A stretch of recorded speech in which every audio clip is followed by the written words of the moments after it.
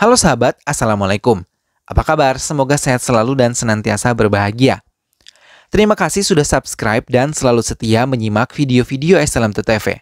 Semoga Tuhan Yang Maha Kuasa selalu memberikan rezeki yang berlimpah ruah dan juga berkah untuk sahabat semua. Kali ini SLMT TV menghadirkan sebuah alur cerita dari film yang berjudul Khuda Hafiz.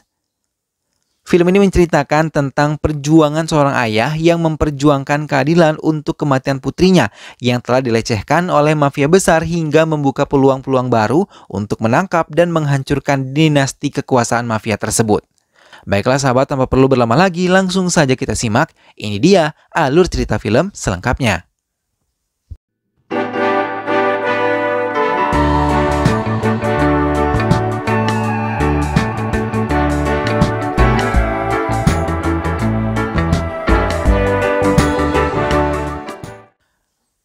Nargis memohon kepada pria yang berniat untuk melecehkannya. Namun wanita yang ada di hadapannya malah menyuntikkan sesuatu ke lengan sebelah kirinya, hingga ia lemah dan tidak berdaya sampai mau tidak mau ia harus melayani pria tersebut merenggut harga dirinya. Kembali mimpi buruk tentang pelecehan itu membuat Nargis terkejut dan terbangun dari tidurnya. Napasnya terengah-engah setelah mimpi buruk itu terjadi. Setelah membereskan dirinya, ia memilih bergegas meninggalkan rumah tanpa memedulikan Samir suaminya yang telah mempersiapkan sarapan untuk merayakan anniversary pernikahan mereka. Samir memilih menemani Nargis untuk mengunjungi dokter psikologisnya yang mengobati trauma yang ada di dirinya setelah pelecehan yang diterimanya. Nargis masih belum bisa melupakan semua yang telah diterimanya, hingga ia merasa tidak percaya diri dan merasa bersalah menikah dengan Samir yang begitu baik. Dokter memberikan semangat dan mengatakan kalau Nargis adalah seorang pejuang, bukan seorang korban. Dokter dengan lembut memeluk tubuh Nargis untuk bisa memberikan rasa tenang pada pasiennya tersebut. Samir yang mengunjungi Depak yang baru saja kehilangan kakaknya dan meninggalkan seorang putri. Ia merasa bingung untuk merawat Nandini, keponakannya sendiri, dan ia berniat untuk menitipkan kepada panti asuhan agar bisa diadopsi oleh keluarga yang bertanggung jawab.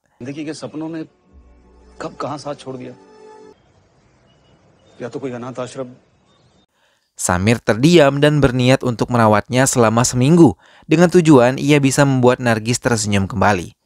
Depak dengan senang hati setuju atas keputusan yang diambil oleh Samir. Nandini pun dibawa oleh Samir ke kediamannya.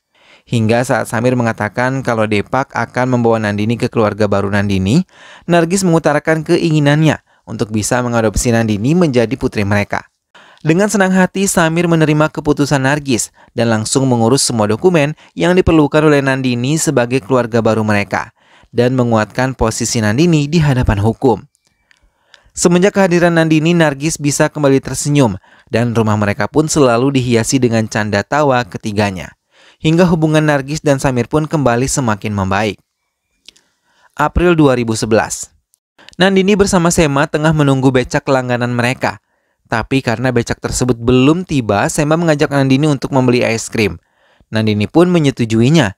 Namun saat mereka ingin menikmati es krim tersebut, Bocu dan teman-temannya datang untuk mengganggu Sema. Nandini mencoba membantu Sema, tapi teman-teman Bocu malah membawa Nandini dan Sema ke dalam mobil yang mereka tumpangi. Pedagang es krim tersebut pun merasa takut karena diancam oleh sebuah senjata hingga ia tidak bisa menolongnya. Dengan cepat pedagang es krim tersebut melaporkan penculikan yang terjadi pada Nandini dan juga Sema. Samir pun diberitahu tentang hal ini oleh pihak sekolah. Dengan cepat ia mendatangi sekolah dan melihat polisi telah berkumpul di kantor untuk membahas penculikan yang terjadi. Penjual es tersebut juga telah menjadi saksi atas kehilangan Sema dan juga Nandini. Samir bersama orang tua Sema mendatangi kantor polisi menemui inspektur yang diberi tugas untuk menangani kasus ini. Namun inspektur tersebut malah mengulur waktu dan tidak dengan cepat membuatkan Fir atas kehilangan Sema dan juga Nandini. Hal itu membuat Samir kesal dan inspektur tersebut malah mengusirnya. Di luar kantor polisi, Nargis yang menelpon Samir untuk menanyakan tentang Nandini membuat Samir terpaksa berbohong dan mengatakan kalau Nandini dibawa oleh Depak keluar kota dan malam mereka baru kembali. Samir menemui pedagang es tersebut dan mengajaknya mencari mobil yang membawa putrinya. Mereka mendatangi sebuah toko yang memiliki kamera pengawas menghadap jalan raya hingga mereka pun menemukan mobil yang membawa Sema dan Nandini ke arah Maliabat. Begitu juga polisi, mereka juga mengetahui mobil yang telah membawa korban. Mereka terkejut karena mobil tersebut adalah milik Sheila Thakur. Mereka mendatangi kediaman Sheila Thakur dan menceritakan semuanya. Mendengar hal itu, Sheila Thakur langsung menelpon Shailendra, supir dari Bocu cucunya yang membawa mobil berwarna biru tersebut. Dengan ketakutan, Shailendra menceritakan semua yang dilakukan Bocu terhadap Nandini dan juga Sema. Sambil menangis, ia mengatakan kalau Bocu dan kedua temannya sedang melecehkan mereka di dalam sebuah gudang. Sheila Thakur langsung membentuk rencana lain. Ia menelpon orang kepercayaan Rashid Kasal untuk menghabisi kedua korban dan membuang kedua tubuhnya di tempat terpisah.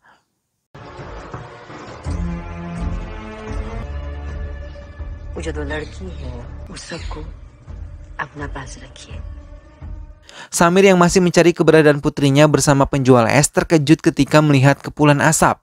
Seorang warga mengatakan sebuah mobil dibakar pemiliknya dan mobil tersebut meledak. Dengan cepat mereka melihat mobil terbakar tersebut dan penjual es mengatakan mobil itu memang yang membawa Nandini dan juga Sema. Semua warga membantu untuk memadamkan api di mobil tersebut dan tidak melihat tubuh di dalam mobil itu. Samir bersama penduduk sekitar mencari keberadaan Sema dan Nandini ke arah ladang. Penduduk akhirnya menemukan tubuh Sema. Semua memeriksa tubuh tersebut. Beruntung Sema masih hidup. Tak lama mobil polisi datang bersama ambulans dan beberapa wartawan. Samir dan penduduk lain mencari lagi keberadaan Nandini. Hingga Samir terkejut ketika melihat tubuh lemah Nandini tergeletak di rerumputan dengan darah di sekujur tubuhnya. Samir dengan gemetar membawa tubuh mungil putrinya yang baru saja berusia 5 tahun. Ia menangis dan merasakan perihnya penderitaan putrinya yang dilecehkan pemuda yang berumur 18 tahun yang seharusnya melindunginya di sekolah. Penemuan korban penculikan itu pun menjadi berita viral di berbagai berita. Nandini dan Sema pun dirawat di rumah sakit Wajid Alisha. Nargis yang sudah mengetahui hal itu hanya bisa menangis menunggu keajaiban yang bisa menyelamatkan putrinya. Samir mencoba menenangkan diri di kamar kecil, hingga ayah Sema datang menemuinya. Ia mengatakan kalau pemilik mobil biru tersebut adalah Bocu atau Baseswar Thakur, cucu dari Sheila Thakur. Bocu sering mendekati Sema dan mengikutinya sepulang sekolah.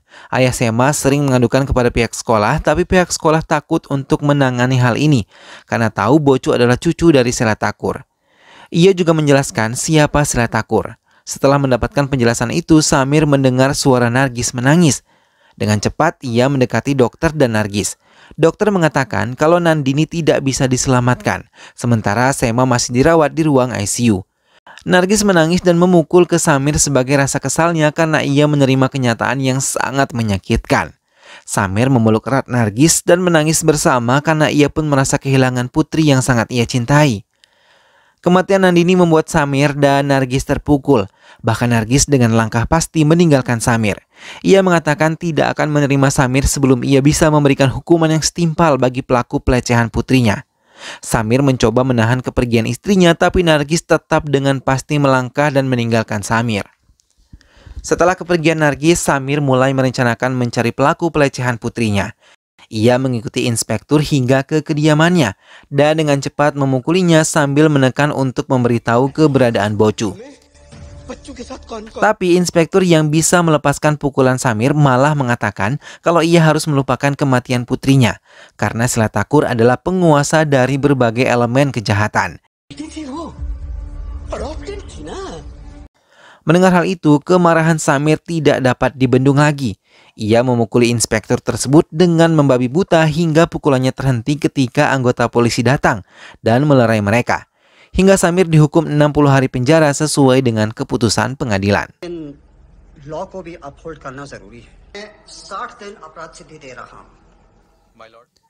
Samir menempati bilik bersama Talahah. Ia berusaha menerima hukuman ini untuk bisa mencari jalan agar bisa membuka kasus Nandini. Sementara Sheila Thakur menekan kedua orang tua dari dua teman Bocu yang terlibat dalam pelecehan itu untuk menahan diri tidak menemui putra mereka dan akan melepaskan mereka bila kasus ini telah reda. Mereka pun menuruti keinginan Thakur dan memerintahkan Rashid untuk membereskan Samir di penjara. Talha yang tahu kalau Jaiswal yang merupakan anak buah dari Rashid akan menghabisi Samir. Namun ia yang memang bermusuhan dengan Jaiswal tidak bisa membantunya secara terang-terangan. Ia hanya memberikan sebilah gunting rusak untuk bisa digunakan untuk menghabisi Jaiswal. Ia berjanji akan membantunya menemukan semua pelaku pelecehan putrinya karena ia tahu kedudukan Samir benar mencari keadilan untuk putrinya yang telah dilecehkan hingga meninggal dunia. Jaiswal pun benar-benar menjalankan rencananya. Bersama anak buahnya, ia mendatangi kamar mandi yang masih terdapat Samir. Mereka bahkan mengusir semua napi yang ada di tempat itu. Setelah semua pergi, mereka mulai mempersiapkan untuk penyerangan kepada Samir. Namun Samir yang tahu ia akan diserang telah mempersiapkan senjata yang telah diberikan oleh Talha. Mereka pun saling berkelahi satu sama lain. Samir pun berhasil menikam Jaiswal berulang kali dan mengalahkan anak buah Jaiswal. Samir menyeret kakinya untuk bisa melarikan diri dari tempat itu. Sementara Jaiswal meminta anak buahnya untuk menutup pintu penjara. Samir menjerit meminta tolong kepada petugas untuk membantunya, tapi usahanya sia-sia. Malah ia mendengar semua teman-temannya meneriakan kalau ia harus menghabisi Jaiswal. Talha pun bergerak dan mulai membantu Samir dengan terbuka. Ia menikam beberapa anak buah Jaiswal, semua menyerang Samir untuk menghabisinya dan Talha bersama anak buahnya pun turun untuk membantu Samir. Mereka berkelahi saling menghabisi, bahkan Jaiswal yang dikenal tangguh berhasil disungkurkan oleh Samir.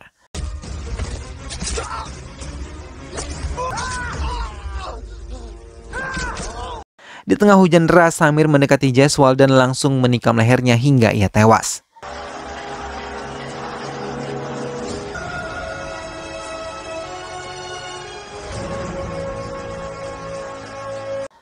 Tak lama beberapa polisi datang untuk menangkap Samir. Mereka membawa Samir ke penjara khusus sebagai hukumannya telah menghabisi Jaiswal. Selatakur mendatangi Nargis dan mengancamnya untuk menghentikan usaha Samir yang menyelidiki kematian Nandini. Bahkan ia juga mengatakan karena Nandini adalah anak adopsi, tapi Nargis sama sekali tidak merasa takut. Ia malah menantang Selatakur. Sementara Samir yang telah selesai menjalani masa hukumannya keluar dari penjara dan dijemput oleh ayah Sema. Mereka pun menemui mafia besar Badar yang merupakan kaki tangan Talha untuk membantu Samir menemukan Rashid. Samir pun disambut baik oleh Badar dan anak buahnya, bahkan ia diberi kekuasaan untuk memimpin mereka menyerang Rashid. Pertempuran antara dua mafia pun terjadi. Mereka saling menghabisi dengan menggunakan senjata tajam yang telah mereka siapkan.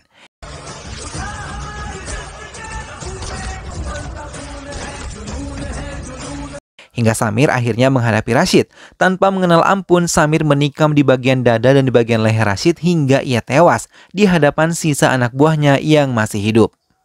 Samir memeriksa semua ruangan yang ada di tempat pemotongan sapi. Hingga ia bersama ayah Sema menemukan Sailendra dan Abhinav yang tengah bersembunyi. Mereka pun dibawa ke tempat di mana Nandini dihabisi. Sailendra menangis meminta pengampunan kepada Samir. Ia mengatakan akan menjadi saksi atas semua kejahatan yang direncanakan oleh Selatakur. Ia juga mengatakan kalau Bacu yang menghantam kepala Nandini dan juga Sema. Abhinav mengatakan kalau ia mengikuti permainan yang diciptakan oleh Bacu. Melihat Abhinav memberikan pernyataan, Samir kehilangan kesabaran dan menghantam Abhinav dengan membabi buta hingga Abhinav tewas mengeluarkan banyak darah. Sampai keesokan harinya, polisi menemukan Abhinav tergantung dalam posisi bugil. Kediaman Selatakur pun diperiksa oleh beberapa polisi, tapi mereka tidak menemukan siapapun. Selatakur malah asyik menelpon putranya Kamles Takur yang berada di Mesir bersama Bocu. Ia meminta Kamles bisa melindungi cucunya. Samir dibawa menemui Avinash Takur oleh Badar sambil menyerahkan Sailendra yang mau menjadi saksi kejahatan Selatakur.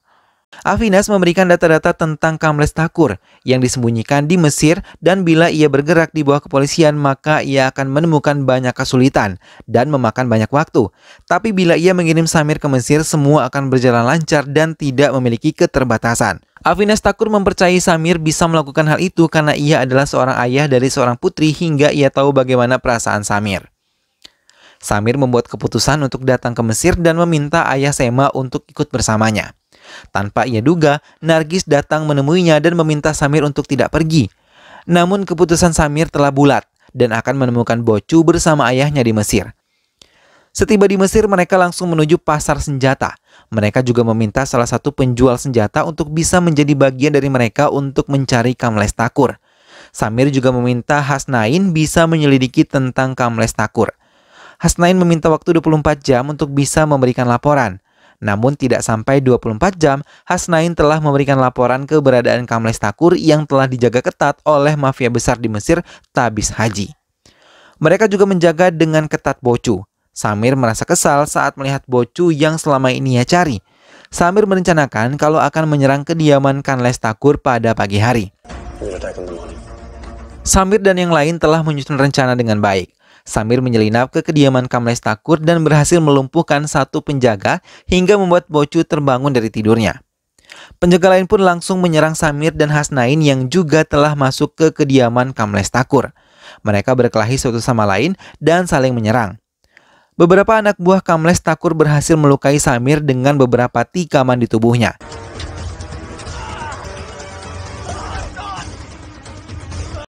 Kamles yang mengetahui penyelundup datang melalui rekaman kamera pengawas, Bocu mengatakan kalau mereka adalah ayah dari korban yang telah ia lecehkan. Kamles merencanakan melarikan diri bersama putranya dan Tabis Haji diminta untuk melindunginya. Di tengah menghadapi anak buah Tabis Haji, Samir melihat musuh-musuhnya melarikan diri. Dengan cepat, ia membereskan semua anak buah Tabis Haji. Samir bersama teman-temannya kemudian mengejar Kamles yang membawa putranya melarikan diri. Dengan keahlian mengendarai mobil dengan baik, mereka mampu mengejar Tabis Haji dan Kamles Thakur. Sambil mengemudi, ia menembak mobil Kamles hingga ia berhasil meledakkan mobil tersebut.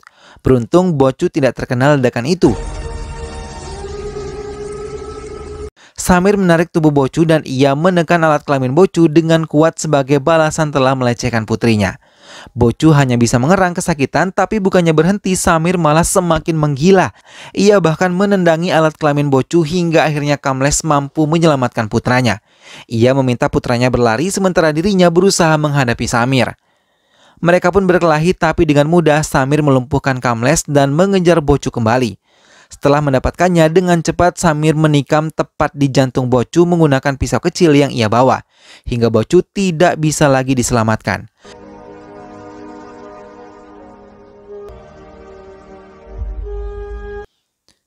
Salat Thakur merasa sedih kehilangan putra dan juga cucunya sekaligus. Ia juga tidak ingin lagi melawan saat Avinash Thakur mencoba untuk menjemputnya mempertanggungjawabkan semua kesalahannya. Ia malah meminta dilayani oleh pasangan sejenisnya. Wanita yang selama ini dikekang rasa takut tiba-tiba mengambil sebilah jepit yang terselip di rambutnya. Dengan cepat, ia menikam berulang kali ke tubuh Salat Thakur.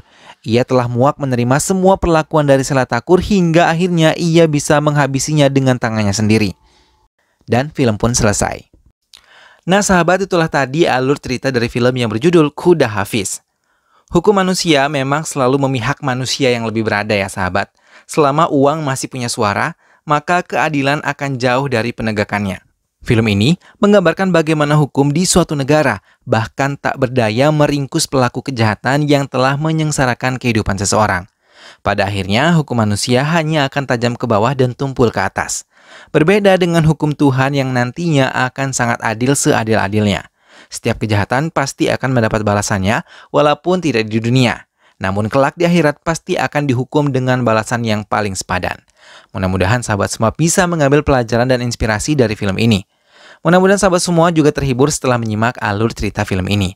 Sampai berjumpa kembali di alur cerita film-film selanjutnya. Terima kasih sudah menyimak video ini sampai akhir dan ingat untuk selalu dukung SLMT TV dengan cara klik like, comment, share, dan juga subscribe. Sampai ketemu lagi sahabat, sehat selalu dan wassalamualaikum.